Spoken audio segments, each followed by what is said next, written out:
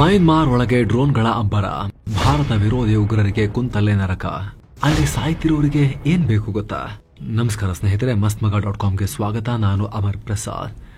June 2015 operation hot pursuit, February 2019 operation sunrise, May 2019 operation sunrise 2, July 2025 ಮಿಸೈಲ್ಗಳ attack, October 2025 ಡ್ರೋನ್ಗಳ ದಾಳಿ. ಹೀಗೆ ಲೆಕ್ಕಕ್ಕೆ ಸಿಕ್ಕಿದ್ದು ಲೆಕ್ಕಕ್ಕೆ ಸಿಗದಷ್ಟು ಅಲ್ಲಿ ದಾಳಿ ಪ್ರತಿದಾಳಿ ನಿರಂತರವಾಗಿ ನಡೀತಾ ಇದೆ. ಮೇಲೆ ಹೇಳಿದ್ದೆಲ್ಲ ಭಾರತೀಯ ಸೇನೆ ನಡೆಸಿದ ಆಪರೇಷನ್ಸ್, ಗಡಿದಾಟಿ ಭಾರತೀಯ ಸೇನೆ ನಡೆಸಿದ ಆಪರೇಷನ್ಸ್. ಎಲ್ಲಿ? ಪಾಕಿಸ್ತಾನ ಬಾರ್ಡರ್ನಲ್ಲ, ತದ್ವಿರುದ್ಧ ಈಶಾನ್ಯದ ಗಡಿಯಲ್ಲಿ. ಅಲ್ಲೇನಾಗ್ತಿದೆ? ಅಲ್ಲಿ ಯಾವ ಉಗ್ರರಿದ್ದಾರೆ ಅಷ್ಟೊಂದು ಭಾರತ ಪದೇ ಪದೇ ಗಡಿದಾಟಿ ಮಯನ್ಮಾರ್ ಒಳಗೆ ನುಗ್ಗಿ ದಾಳಿ ಮಾಡುವಷ್ಟು? ಜುಲೈನಲ್ಲಷ್ಟೇ 150ಕ್ಕೂ ಅಧಿಕ ಡ್ರೋನ್ ಮತ್ತು ಮಿಸೈಲ್ಗಳ ಮೂಲಕ ದೊಡ್ಡ ವಿಧ್ವಂಸವನ್ನ ಭಾರತೀಯ ಸೇನೆ ಉಗ್ರ ಕ್ಯಾಂಪ್ ಮೇಲೆ ನಡೆಸಿತ್ತು.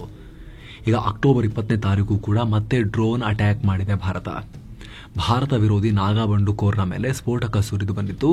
ಭಾರತದ ಪಡೆಗಳು ಮತ್ತೆ ಸುದ್ದಿ ಮಾಡ್ತಿವೆ.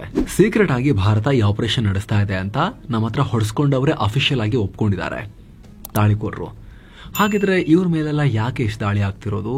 ಅಷ್ಟಕ್ಕೂ ಅವ್ರು ಯಾಕೆ ಈ ರೀತಿ ನಮ್ಮ ಸೇನೆಯನ್ನ ಎದುರು ಹಾಕೊಂಡು ಪ್ರಾಣ ಕಳ್ಕೊಳ್ತಿದ್ದಾರೆ? ಅವ್ರಿಗೂ ಭಾರತಕ್ಕೂ ಏನ್ ಸಂಬಂಧ? ಮಯನ್ಮಾರ್ ಬಾರ್ಡರ್ ಆಚೆ ಇರೋರು ತೆಪ್ಪಗಿರಕ್ಕೆ ಏನ್ ಪ್ರಾಬ್ಲಮ್ ಅವರಿಗೆ? ಬನ್ನಿ, ಈಶಾನ್ಯ ಗಡಿಯ ಈ ಅತಿ ಮುಖ್ಯ ಬೆಳವಣಿಗೆ ಬಗ್ಗೆ ನಾವು ಅರ್ಥ ಮಾಡ್ಕೊಳ್ತಾ ಹೋಗೋಣ ಈ ವರದಿಯಲ್ಲಿ. ಭಾರತ ಪಾಕಿಸ್ತಾನ ಅಂದ ತಕ್ಷಣ ಎಲ್ಲರ ಕಿವಿ ನೆಟ್ಟಗಾಗತ್ತೆ.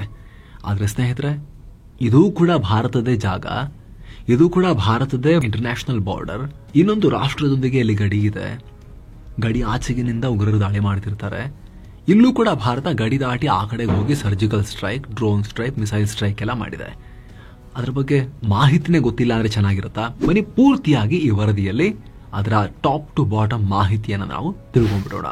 ಭಾರತ ವಿರೋಧಿ ಉಗ್ರರು, ಸರ್ಪ್ರೈಸ್ ಅಟ್ಯಾಕ್ಗಳ ಸರಣಿ. ಸ್ನೇಹಿತರೆ, ಭಾರತದ ಪೂರ್ವ ಗಡಿಯಲ್ಲಿ ಬಂಡುಕೋರ ಉಗ್ರರು ಇದ್ದಾರೆ ಅನ್ನೋದು ನಿಮಗೆ ಗೊತ್ತಿದೆ. ಚೀನಾ, ಪಾಕಿಸ್ತಾನದ ಸಹಾಯ ಪಡ್ಕೊಂಡು ಜಿಲ್ಲೆಗೊಂದು ದೇಶ ಕಟ್ತೀವಿ ಅಂತ ಅವರು ಪುಂಡಾಟ ಮಾಡ್ತಾ ಇದ್ರು. ಈಗಲೂ ಮಾಡ್ತಿದ್ದಾರೆ. ಆದ್ರೆ ಇಷ್ಟು ದಿನ ಭಾರತದಿಂದ ಇವರಿಗೆ ಸೀರಿಯಸ್ ಆಗಿ ಮದ್ದು ಅರಿಯೋ ಕೆಲಸ ಆಗಿರ್ಲಿಲ್ಲ. ಅಲ್ಲಿ ಕೌಂಟರ್ ಸ್ಟ್ರೈಕ್ ಅನ್ನೋದೇ ಇರಲಿಲ್ಲ. ಆದ್ರೆ ಕಳೆದ ಕೆಲ ವರ್ಷಗಳಿಂದ ಅಲ್ಲಿ ಬೇರೆಯದ್ದೇ ವಾತಾವರಣ ಕಂಡು ಬರ್ತಾ ಇದೆ. ಭಾರತದ ಒಳಗೆ ಒಂದೇ ಒಂದು ದಾಳಿ ನಡೆದ್ರೂ ಕೂಡ ಅಲ್ಲಿ ಡ್ರೋನ್ಗಳು ನುಗ್ಗಿ ಅವ್ರನ್ನ ಧ್ವಂಸ ಮಾಡ್ತಾ ಇದ್ದಾವೆ. ಭಾರತ ಮಿಸೈಲ್ ದಾಳಿಗಳನ್ನ ಕೂಡ ಮಾಡ್ತಾ ಇದೆ. ಹೆಲಿಕಾಪ್ಟರ್, ಅನ್ಮ್ಯಾನ್ಡ್ ಏರಿಯಲ್ ವೆಹಿಕಲ್ಗಳು ನುಗ್ಗಿ ಹೊಡಿತಾ ಇದ್ದಾವೆ. ಸದ್ಯ ಇದ್ರ ಬಗ್ಗೆ ಭಾರತ ಎಲ್ಲೂ ಓಪನ್ ಆಗಿ ಏನು ಹೇಳೋದೇ ಇಲ್ಲ. ಆದ್ರೆ ಕಳೆದ ಕೆಲ ವರ್ಷಗಳಿಂದ ಹೊಡೆಸಿಕೊಂಡವರ ಮೂಲಕವೇ ಈ ಸುದ್ದಿ ಬರ್ತಾ ಇದೆ. 100 ಡ್ರೋನ್, 10 ಮಿಸೈಲ್ ಅಂತ ಅವರು ಲೆಕ್ಕವನ್ನ ಕೊಡ್ತಾ ಇದ್ದಾರೆ. ಉಲ್ಫಾ ಮೇಲೆ ಹೆಚ್ಚು ದಾಳಿ. ಈ ರೀತಿ ಅತಿ ಹೆಚ್ಚು ಹೊಡೆಸ್ಕೊಂಡಿದೀವಿ ಅಂತ ಜೋರಾಗಿ ಅಳೋದು ಉಲ್ಫಾ ಅನ್ನೋ ಗುಂಪು. ಈ ವಿಡಿಯೋ ರೆಕಾರ್ಡ್ ಮಾಡೋ ದಿನವೂ ಒಬ್ಬ ಟಾಪ್ ಉಲ್ಫಾ ಉಗ್ರನನ್ನ ಭಾರತದ ಒಳಗಡೆನೆ ಹೊಡೆದು ಹಾಕಲಾಗಿದೆ ಅರುಣಾಚಲ ಪ್ರದೇಶದಲ್ಲಿ. ಈ ವಿಡಿಯೋ ರೆಕಾರ್ಡ್ ಮಾಡೋ ದಿನ ಕೂಡ. ಈ ಗುಂಪು ಮಯನ್ಮಾರ್ನಲ್ಲಿ ಆಪರೇಟ್ ಆಗ್ತಿರೋ ಸಂಘಟನೆ. ಇದನ್ನ United Liberation Front of Asom, ULFA ಅಂತ ಕರೀತಾರೆ.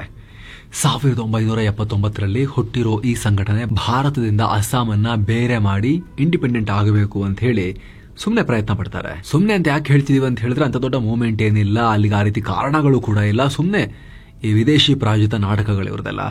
ಸದ್ಯ ಈ ಗುಂಪಿನ ನಾಯಕತ್ವವನ್ನ ಪರೇಶ್ ಬರುವಾ ಅನ್ನೋ ವ್ಯಕ್ತಿ ಹೊತ್ತಿದ್ದಾನೆ. ಭಾರತ ಸರ್ಕಾರ ಮತ್ತು ಹೊರಗಿನವರು ನಮ್ಮ ಚಹಾ, ಖನಿಜ ಸಂಪನ್ಮೂಲಗಳನ್ನ ಕದಿತಾ ಇದ್ದಾರೆ, ನಮ್ಮ ಸಂಸ್ಕೃತಿ, ಸಂಪ್ರದಾಯ, ಆಚಾರ ವಿಚಾರ ಎಲ್ಲ ಬೇರೆ ಅಂತ ಇವನು ಹೇಳ್ತಾನೆ. ಸದ್ಯ ಮಯನ್ಮಾರ್ನ ಸಗಾಯಂಗ್ ಪ್ರದೇಶದಲ್ಲಿ ಈ ಉಗ್ರರ ಹೆಡ್ ಕ್ವಾರ್ಟರ್ ಇದ್ದು ಅಕ್ರಮ ವ್ಯಾಪಾರ, ಕಳ್ಳಸಾಗಾಣಿಕೆ, ಸುಲಿಗೆಯಿಂದ ತಮ್ಮ ಜೀವನ ನಡೆಸ್ತಾರೆ. ಇವರು ಭಾರತದ ಅಧಿಕೃತ ಉಗ್ರರ ಪಟ್ಟಿಯಲ್ಲಿದ್ದಾರೆ. 1980ರಿಂದಲೂ ಹಿಂಸೆಯಲ್ಲಿ ನಿರತರಾಗಿರೋ ಈ ಸಂಘಟನೆ 1990ರಲ್ಲಿ ಅವತ್ತಿನ ದಿಬ್ರುಗಢ್ SP ದೌಲತ್ ಸಿಂಗ್ ನೇಗಿ ಅವರನ್ನೇ ಹತ್ಯೆ ಮಾಡೋ ಲೆವೆಲ್ಗೆ ಜೋರಿದ್ರು. ಅವಾಗ 2003ರಲ್ಲೂ ಕೂಡ ಸುಧಾರಿತ ಸ್ಫೋಟಕ ಇಟ್ಟು ಹೆದ್ದಾರಿಯಲ್ಲಿ 7 ನಾಗರಿಕರನ್ನ ಹತ್ಯೆ ಮಾಡಿದ್ರು. ಕೆಲ ತಿಂಗಳುಗಳ ಹಿಂದೆ ಕೂಡ ಅಸ್ಸಾಂ ರೈಫಲ್ ಮೇಲೆ ದಾಳಿಯಾಗಿತ್ತು. ಆದ್ರೆ ತಪ್ಪಿಗೆ ಶಿಕ್ಷೆ ಅನ್ನೋ ಹಾಗೆ ಇವ್ರ ಮೇಲೆ ಜುಲೈನಲ್ಲಿ ಕ್ಷಿಪಣಿ ದಾಳಿ ಮಾಡಲಾಗಿತ್ತು. ಇವತ್ತಿಗೂ ಮೇಲಿಂದ ಮೇಲೆ ದಾಳಿಗಳು ನಡೀತಾ ಇದ್ದಾವೆ. ಆದ್ರೆ ದೊಡ್ಡ ದಾಳಿಗಳನ್ನ ಮಾತ್ರ ಇವರು ಹೇಳ್ಕೊಳ್ತಾ ಇದ್ದಾರೆ. ಏನೋ ಸ್ನೇಹಿತರೆ, ವರದಿಯಲ್ಲಿ ಮುಂದುವರಿಯುವ ಮುನ್ನ 7 ಸೈನ್ಸ್ ಟೂರಿಸಂ ಕಂಪನಿ ಅಂಡಮಾನ್ಗೆ ಟ್ರಿಪ್ ಅನ್ನ ಆಯೋಜನೆ ಮಾಡಿದೆ. ಆಫರ್ ಪ್ರೈಸ್ ಕೇವಲ 51,700 ರೂಪಾಯಿ ಮಾತ್ರ. ಅಂಡಮಾನ್ 4 ನೈಟ್ 5 ಡೇಸ್ ಟ್ರಿಪ್ ಇದು. ಈ ಪ್ಯಾಕೇಜ್ ನಲ್ಲಿ ಫ್ಲೈಟ್ ಟಿಕೆಟ್ಸ್, 3 ಸ್ಟಾರ್ ಹೋಟೆಲ್ ನಲ್ಲಿ stay, all meals, Cellular Jail, light and sound show, Havelock Island tour, Baratang island tour, limestone cave, Elephant Beach tour, AC transport ವ್ಯವಸ್ಥೆ, private ferry tickets, 24/7 Kannada tour manager ಸೌಲಭ್ಯ ಎಲ್ಲ ಇರುತ್ತೆ. ಹೊರಡೋ ದಿನ 25 November 2025. ಕೆಲವೇ ಸೀಟುಗಳು ಲಭ್ಯ. ಆಸಕ್ತರು ಈ ನಂಬರ್ಗೆ ಕಾಲ್ ಮಾಡಿ ನಿಮ್ಮ ಸೀಟನ್ನ ಕೂಡ ಬುಕ್ ಮಾಡಿ. ಬನ್ನೀಗ ವರದಿಯಲ್ಲಿ ಮುಂದುವರಿಯೋಣ. National Socialist Council of Nagaland NSCNK October 20ನೇ ತಾರೀಕು ಕೆಲ ದಿನಗಳ ಮುಂಚೆಷ್ಟೇ ನಡೆದ ದಾಳಿಯಲ್ಲಿ 5 ಬಂಡುಕೋರರನ್ನ ಕಳ್ಕೊಂಡಿದ್ದು ಇದೇ ಸಂಘಟನೆ. 1988ರಲ್ಲಿ ಜನ್ಮ ತಾಳಿರೋ ಈ ಗುಂಪು ನಾಗಾಗಳಿಗೊಂದು ಪ್ರತ್ಯೇಕ ರಾಷ್ಟ್ರ ಮಾಡಬೇಕು ಅಂತ ಇವ್ರ ಲೆಕ್ಕಾಚಾರ. ಭಾರತ ಮತ್ತು ಮಯನ್ಮಾರ್ನಲ್ಲಿರೋ ಎಲ್ಲ ನಾಗಾ ಪ್ರದೇಶಗಳನ್ನ ಸೇರಿಸಿಕೊಂಡು ನಾಗಾಲಿಂ ಮಾಡ್ತೀವಿ ಅಂತ ಹೇಳ್ತಾರೆ. ಮುಂಚೆ ನಾಗಾ ನ್ಯಾಷನಲ್ ಕೌನ್ಸಿಲ್ ಅನ್ನೋ ದೊಡ್ಡ ಉಗ್ರ ಸಂಘಟನೆ ಇತ್ತು. ಆದ್ರೆ ಇಲ್ಲಿ ಆಂತರಿಕ ಜಗಳ ಆಗಿ ಬೇರೆ ಬೇರೆ ಆದ್ರೂ, ತುಂಡಾಯ್ತು, ಇಬ್ಬಾಗ ಆಯ್ತು. ಸದ್ಯ NSCNK ಹುಟ್ಟಾಕಿರೋ ಕಪ್ಲಾಂಗ್ ನ ಸಹೋದರ ಅಳಿಯ ಯಾಂಗ್ ಆಂಗ್ ಇದನ್ನ ಮುನ್ನಡೆಸ್ತಾ ಇರೋದು. 2015ರಲ್ಲಿ ಭಾರತೀಯ ಸೇನೆ ಮೇಲೆ ಉಗ್ರ ದಾಳಿ ಮಾಡಿದ್ರು. ಅಲ್ಲಿ ನಮ್ಮ 18 ಸೈನಿಕರು ಹುತಾತ್ಮರಾಗಿದ್ರು. ಇವರನ್ನ ಮಟ್ಟ ಹಾಕೋಕೆ ಭಾರತ ಆಪರೇಷನ್ ಹಾಟ್ ಪರ್ಸ್ಯೂಟ್ ಅನ್ನ ಲಾಂಚ್ ಮಾಡಿತ್ತು. ಆದರೆ ಇನ್ನೂ ಈ ಉಗ್ರರು ಭಾರತ ಮಯನ್ಮಾರ್ ಗಡಿಯಲ್ಲಿ ಆಕ್ಟಿವ್ ಇದ್ದಾರೆ. ಇವರ ಮೇಲೂ ಆಗಾಗ ಸ್ಫೋಟಕದ ಅಭಿಷೇಕ ನಡೀತಾ ಇರುತ್ತೆ. ಹಾಗೆ ಸ್ನೇಹಿತರೆ, ನೀವು ಕೂಡ ಮಸ್ತ್ಮಗ ಪ್ರೀಮಿಯಂ ಮೆಂಬರ್ಶಿಪ್ ಅನ್ನ ಜಾಯ್ನ್ ಆಗೋಕೆ ಕನ್ಸಿಡರ್ ಮಾಡಬಹುದು. ವಿಡಿಯೋ ಕೆಳಗಡೆ ಜಾಯ್ನ್ ಅನ್ನೋ ಬಟನ್ ಕಾಣಿಸ್ತಾ ಇದೆ. ಅದ್ರ ಮೂಲಕ ಆಂಡ್ರಾಯ್ಡ್ ಯೂಸರ್ಸ್ ಡೈರೆಕ್ಟ್ಲಿ ಅಲ್ಲಿ ಜಾಯ್ನ್ ಆಗಬಹುದು. ಆಪಲ್ ಡಿವೈಸಸ್ ನ ಯೂಸ್ ಮಾಡ್ತಿರೋರು ಡಿಸ್ಕ್ರಿಪ್ಷನ್ ಮತ್ತು ಪಿನ್ ಮಾಡಿರೋ ಕಾಮೆಂಟ್ ಅಲ್ಲಿ ಪ್ರತ್ಯೇಕ ಮೆಂಬರ್ಶಿಪ್ ಅಂತ ಮೆನ್ಷನ್ ಮಾಡಿ ಸಪರೇಟ್ ಲಿಂಕ್ ಅನ್ನ ಕೊಟ್ಟಿರ್ತೀವಿ. ಅದ್ರ ಮೇಲೆ ಕ್ಲಿಕ್ ಮಾಡೋ ಮೂಲಕ ಬ್ರೌಸರ್ಗೆ ಹೋಗಿ ನೀವು ಆಪಲ್ ಯೂಸರ್ಸ್ ಜಾಯ್ನ್ ಆಗಬಹುದು. ಅಲ್ಲಿ ನಾವು ಮೆಂಬರ್ಸ್ ಓನ್ಲಿ ಕಾಂಟೆಂಟ್ ನ ಒಂದಷ್ಟು ವ್ಯಾಲ್ಯೂಬಲ್ ಮಾಹಿತಿಯನ್ನ ಕೊಡ್ತಾ ಬರ್ತಾ ಇದೀವಿ. ಲಾಂಚ್ ಮಾಡಿದೀವಿ ಅದನ್ನ ಆಲ್ರೆಡಿ. ಸುಮಾರು ವಿಡಿಯೋಸ್ ಅಲ್ಲಿ ಬರ್ತಾ ಇದಾವೆ. ಅಲ್ಲಿ ಸ್ನೇಹಿತರೆ ಮೆಂಬರ್ಸ್ ಓನ್ಲಿ ವಿಡಿಯೋ, ಆಗಾಗ ಮೆಂಬರ್ಸ್ ಓನ್ಲಿ ಲೈವ್ ಇಂಟರಾಕ್ಷನ್ಸ್, ಆಯ್ದ ಮೆಂಬರ್ಸ್ ಪ್ರಶ್ನೆಗಳಿಗೆ ಉತ್ತರ, ಹಾಗೆ ಇನ್ನಷ್ಟು ಎಕ್ಸ್ಕ್ಲೂಸಿವ್ ಮೆಂಬರ್ಸ್ ಓನ್ಲಿ ಕಾಂಟೆಂಟ್ ನಲ್ಲಿ ನಾವು ಕೊಡ್ತಾ ಹೋಗೋ ಪ್ರಯತ್ನವನ್ನ ನಡೆಸ್ತಾ ಇದ್ದೀವಿ. ಅಲ್ಲಿ ಮೆಂಬರ್ಸ್ ಓನ್ಲಿ ಕಾಂಟೆಂಟ್ ಏನು ಬರುತ್ತೆ ಅದರಲ್ಲಿ ನಾವು ನಮ್ಮ ಕಡೆಯಿಂದ ಎಕ್ಸ್ಟ್ರಾ ಆಡ್ಗಳನ್ನ ಯಾವುದು ಹಾಕದೆ ಅಲ್ಲಿ ಒಂದಷ್ಟು ಪ್ರೀಮಿಯಂ ಎಕ್ಸ್ಪೀರಿಯನ್ಸ್ ಕೊಡೋ ಪ್ರಯತ್ನವನ್ನ ನಡೆಸ್ತಾ ಇದ್ದೀವಿ ಸ್ನೇಹಿತರೆ. ನಮ್ಮ ಕೆಲಸದಲ್ಲಿ ವ್ಯಾಲ್ಯೂ ನಿಮಗೆ ಕಾಣಿಸ್ತಾ ಇದ್ರೆ ಸ್ನೇಹಿತರೆ, ದಿನಕ್ಕೆ ₹1ಗಿಂತ ಕಮ್ಮಿ ಖರ್ಚಾಗುತ್ತೆ. ಲೋಯೆಸ್ಟ್ ಸ್ಲ್ಯಾಬ್ ನಾವು ಚೂಸ್ ಮಾಡಿದೀವಿ. 29 ರೂಪೀಸ್ ಪರ್ ಮಂತ್, ದಿನಕ್ಕೆ 99 ಪೈಸೆ ಚೇಂಜ್ ಆಗತ್ತೆ. ಆಸಕ್ತರು ಅದನ್ನ ಕನ್ಸಿಡರ್ ಮಾಡಬಹುದು. ವಿಡಿಯೋ ಕೆಳಗಡೆ ಜಾಯಿನ್ ಬಟನ್ ಇದೆ. ಆಪಲ್ ಡಿವೈಸಸ್ ಯೂಸರ್ಸ್ಗೆ ಲಿಂಕ್ ಸಪರೇಟ್ ಆಗಿ ಕೊಟ್ಟಿದ್ದೀವಿ. National Socialist Council of Nagaland NSCNIM Isak Muivah ಇನ್ನು ಅರೆಜೀವ ಹಿಡ್ಕೊಂಡು ಭಾರತದ ವಿರುದ್ಧ ನಿಧಾನಕ್ಕೆ ಬುಸುಗುಡ್ತಾ ಇರೋ ಈ ವಿಷಸರ್ಪದ ಹೆಸರು ನ್ಯಾಷನಲ್ ಸೋಷಿಯಲಿಸ್ಟ್ ಕೌನ್ಸಿಲ್ ಆಫ್ ನಾಗಾಲಿಂ. ಇದು ಕೂಡ ನಾಗಾ ನ್ಯಾಷನಲ್ ಕೌನ್ಸಿಲ್ ನ ಪತನದ ಬಳಿಕ 1980ರಲ್ಲಿ ಸ್ಥಾಪನೆ ಆಯಿತು. ಇದೊಂದು ಕಾಲದಲ್ಲಿ ಮೋಸ್ಟ್ ಪವರ್ಫುಲ್ ಸಂಘಟನೆ ಅಂತ ಕರೆಸ್ಕೊಳ್ತಾ ಇತ್ತು. ಮಯನ್ಮಾರ್ನ ಸಗಾಯಂಗ್, ಭಾರತದ ಮಣಿಪುರ, ನಾಗಾಲ್ಯಾಂಡ್, ಅಸ್ಸಾಂ, ಅರುಣಾಚಲ ಪ್ರದೇಶ ಭಾಗಗಳಲ್ಲಿರೋ ನಾಗಾ ಬುಡಕಟ್ಟು ಜನಾಂಗವನ್ನ ಭಾರತದ ವಿರುದ್ಧ ಎತ್ತಿಕಟ್ಟೋ ಉದ್ದೇಶವನ್ನ ಇದು ಹೊಂದಿದೆ.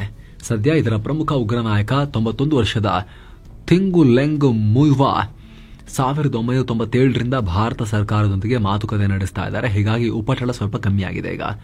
ಆದರೆ ಭಾರತ ಇವ್ರನ್ನ ಉಗ್ರ ಪಟ್ಟಿಯಿಂದ ತೆಗೆದು ಹಾಕಿಲ್ಲ ಇನ್ನೂ ಕೂಡ.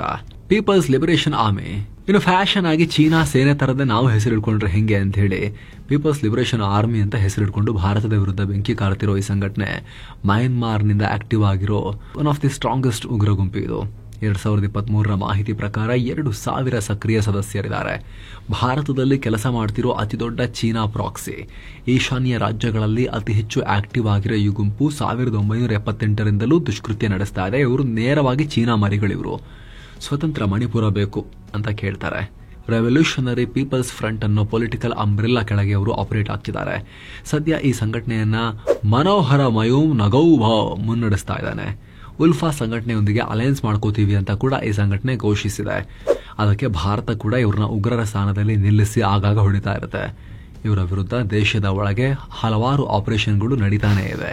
People's Revolutionary Party of Kangleipak Manipur ಬೇರೆ ಮಾಡ್ತೀವಿ ಅಂತ ಹೋರಾಡೋ ಗುಂಪಲ್ಲಿ ಇವರು ಕೂಡ ಇದ್ದಾರೆ. 1977ರಲ್ಲಿ ಸಂಘಟನೆ ಹುಡ್ಕೊಂಡಿತ್ತು. ಅಚಂಬಾ ಅನ್ನೋ ವ್ಯಕ್ತಿ ಈ ಸಂಘಟನೆಯ ಅಧ್ಯಕ್ಷ. ತಜಿಲಾ ಅನ್ನೋ ವ್ಯಕ್ತಿ ಇದರ commander in chief.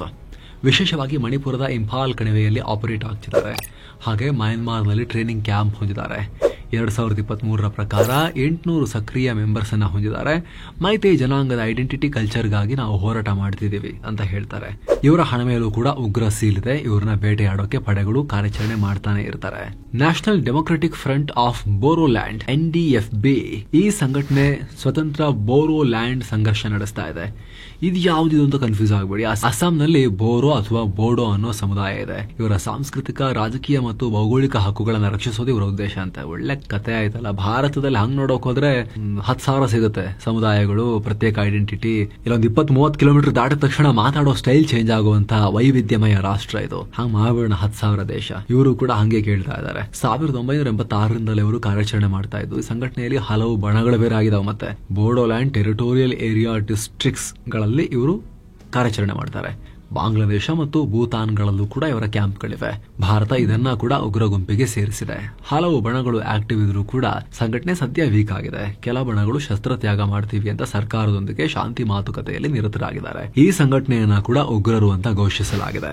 Kuki national army KNA ಇವ್ರದೇನಂದ್ರೆ ಪ್ರತ್ಯೇಕ ಕುಕಿ ಲ್ಯಾಂಡ್ ಕೊಡಿ ಅಂತ 1988ರಿಂದ ಅತ್ಯಂತ ಸೀಕ್ರೆಟ್ ಆಗಿ ಅಂಡರ್ ಗ್ರೌಂಡ್ ಕಮಾಂಡ್ ಸ್ಟ್ರಕ್ಚರ್ ನಡಿ ಕೆಲಸ ಮಾಡ್ತಿದ್ದಾರೆ.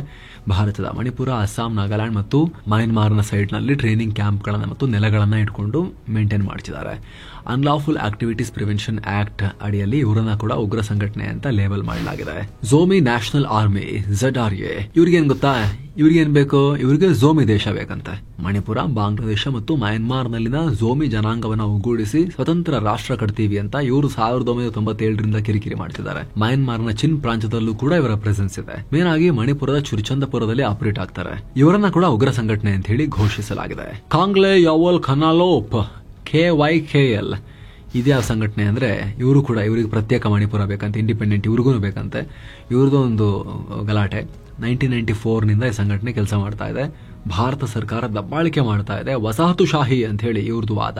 ನಮೋಯಿಜಮ್ ಒಕೇನ್ ಅನ್ನೋ ವ್ಯಕ್ತಿ ಇದನ್ನ ಮುನ್ನಡೆಸ್ತಾ ಇದ್ದು ಮಾವೋವಾದಿ ಐಡಿಯಾಲಜಿಯನ್ನ ಹೊಂದಿದ್ದಾನೆ. ಮಣಿಪುರದ ತೌಬಲ್, ವಿಷ್ಣುಪುರ, ಪೂರ್ವ ಮತ್ತು ಪಶ್ಚಿಮ ಇಂಫಾಲ್ ಪ್ರದೇಶದಲ್ಲಿ ಸಂಘಟನೆ ಆಕ್ಟಿವ್ ಇದೆ. ಮಯನ್ಮಾರ್ನ ಸಗಾಯಿಂಗ್ ಪ್ರದೇಶದಲ್ಲೂ ಕೂಡ ಇವರ ಕ್ಯಾಂಪ್ಗಳಿವೆ. ಇದನ್ನ ಕೂಡ ಉಗ್ರ ಸಂಘಟನೆ ಅಂತೇಳಿ ಘೋಷಿಸಲಾಗಿದೆ. ಚೀನಾ ಇವರ ತಂದೆ ತಾಯಿ ಬಂಧು ಬಳಗ ಎಲ್ಲ ಅಲ್ಲ. ಇಷ್ಟು ದಿವಸ ಇದನ್ನೆಲ್ಲ ಇಷ್ಟೊಂದು ಊರಿಗೊಂದೊಂದು, ತಾಲೂಕಿಗೊಂದೊಂದು, ಜಿಲ್ಲೆಗೊಂದೊಂದು ಸಂಘಟನೆಗಳು, ಉಗ್ರ ಸಂಘಟನೆಗಳು ಸಾವಿರಾರು ಜನರನ್ನ ರಿಕ್ರೂಟ್ ಮಾಡಿಕೊಂಡು ಸೇನೆ ತರ ಮಾಡಿಕೊಂಡು ಆರ್ಮಿ ಕಟ್ಕೊಳ್ಳೋ ತನಕ ಏನ್ ಮಾಡ್ತಾ ಇತ್ತು ಈ ದೇಶ ಅನ್ನೋದೇ ಬಹಳ ಆಶ್ಚರ್ಯ. ಅದು ತಲೆಗೆ ಹೋಗದೇ ಇರೋ ವಿಚಾರ, ಇದು ಅರ್ಥ ಆಗದೇ ಇರೋ ವಿಚಾರ. ಇದು ಏನ್ ಮಾಡ್ತಿತ್ತು ಈ ದೇಶ ಇಲ್ಲಿವರೆಗೂ ಕೂಡ? ಇಷ್ಟೆಲ್ಲ ಬೆಳೆಯೋಕೆ ಯಾಕೆ ಬಿಡ್ತು ಇಂಥ ವಿಚಾರವನ್ನ? ಗಲ್ಲಿಗೊಬ್ಬೊಬ್ಬ, ತಾಲೂಕಿಗೊಬ್ಬೊಬ್ಬ ಪ್ರತ್ಯೇಕ ರಾಷ್ಟ್ರ ಮಾಡ್ತೀನಿ ಅಂತ ಹೊರಟ್ರೆ ಕಥೆ ಯಾವ ಲೆಕ್ಕಾಚಾರ? ನಾರ್ತ್ ಈಸ್ಟ್ ಅನ್ನ ಏನ್ ಮಾಡಿಟ್ಟಿದೀವಿ ನಾವು ಅನ್ನೋ ಆತಂಕ ಆಗತ್ತೆ ಪಟ್ಟಿ ನೋಡ್ತಾ ಇದ್ರೆ. ಆಗ್ಲೇ ಹೇಳಿದಾಗೆ ಇವರೆಲ್ಲರೊಟ್ಟಿಗೂ ಚೀನಾ ಸಂಬಂಧ ಇದೆ. ಇತ್ತೀಚೆಗೆ ಪಾಕಿಸ್ತಾನ ಕೂಡ ಸೇರ್ಕೊಳ್ತಾ ಇದೆ. ಬಾಂಗ್ಲಾವನ್ನ ಬೇಸಾಗಿಟ್ಕೊಂಡು ಆಟ ಆಡ್ತಾ ಇದ್ದಾರೆ. ಸದ್ಯ ಮಯನ್ಮಾರ್ನೊಂದಿಗೆ ಚೀನಾ 2129 ಕಿಲೋಮೀಟರ್ ಬಾರ್ಡರ್ ಶೇರ್ ಮಾಡ್ತಾ ಇದೆ. ಕಚಿನ್ ಮತ್ತು ಚಿನ್ ರಾಜ್ಯದ ಮೂಲಕ ಅವರಿಗೆ ಆಯುಧ ಬರ್ತಾ ಇದೆ. ಬಾಂಗ್ಲಾದ ಮತಾಂಧ ಸಂಘಟನೆಗಳು ಕೂಡ ಬೆಂಬಲ ಕೊಡ್ತಾ ಇದ್ದಾರೆ. ಇದೇ ಕಾರಣಕ್ಕೆ ಭಾರತ ಕೂಡ ಮಯನ್ಮಾರ್ ಗಡಿ ಭಾಗದಲ್ಲಿ ಈಗ ಹೈ ಅಲರ್ಟ್ ವಹಿಸ್ತಾ ಇದೆ. 1643 ಕಿಲೋಮೀಟರ್ ಉದ್ದ ಫೆನ್ಸಿಂಗ್ ಕಾರ್ಯ ಪ್ರಗತಿಯಲ್ಲಿದೆ. ಬೆಟ್ಟಗುಡ್ಡ, ದಟ್ಟಾರಣ್ಯ ಇರೋದ್ರಿಂದ ನಮ್ಮ ಸೈನಿಕರಿಗೆ ಗಸ್ತು ತಿರುಗೋದು ಕೂಡ ತುಂಬಾ ಚಾಲೆಂಜಿಂಗ್.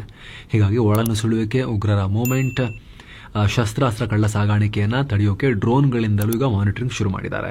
ಇನ್ನು ಕೆಲ ಸಲ ಡ್ರೋನ್ಗಳ ಮೂಲಕ ಸ್ಫೋಟಕಗಳನ್ನ ಕೂಡ ಈ ಬಂಡುಕೋರರ ಮೇಲೆ ಹಾಕಲಾಗ್ತಾ ಇದೆ. ಸೊ ಫ್ರೆಂಡ್ಸ್, ಇದಾಗಿತ್ತು ಭಾರತದ ಈ ಭಾಗದಲ್ಲಿ ನಾರ್ತ್ ಈಸ್ಟ್ ಸೈಡ್ ನಲ್ಲೂ ಕೂಡ ಅಶಾಂತಿಗೆ ಕಾರಣ ಆಗ್ತಿರೋ ವ್ಯಕ್ತಿಗಳು, ಗುಂಪುಗಳು ಮತ್ತು ಭಾರತ ಯಾಕೆ ಅಲ್ಲಿ ಪದೇ ಪದೇ ಮಿಲಿಟರಿ ಆಪರೇಷನ್ಸ್ ನಡೆಸುವಂತ ಸಿಚುವೇಶನ್ ಇದೆ ಅನ್ನೋದನ್ನ ಎಕ್ಸ್ಪ್ಲೇನ್ ಮಾಡೋ ಪ್ರಯತ್ನ. Thank you so much. ಆಗ್ಲೇ ಹೇಳಿದ ಮಸ್ತ್ ಮಗ ಪ್ರೀಮಿಯಂ ಮೆಂಬರ್ಶಿಪ್ ನಲ್ಲಿ ಆಸಕ್ತಿ ಇರೋರು ಕನ್ಸಿಡರ್ ಮಾಡಬಹುದು. ಮತ್ತೆ ಭೇಟಿ ಆಗ್ತಿರೋಣ ಸ್ನೇಹಿತರೆ. ನಮಸ್ತೆ.